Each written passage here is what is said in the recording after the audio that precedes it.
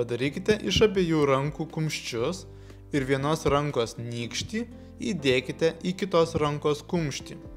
Svarbu, kad oda šiek tiek būtų įmasažuota aliejumi.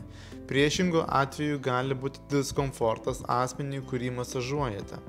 Padarykite abiem pusėm, galite apimti ir nugarą. Nespauskite per stipriai.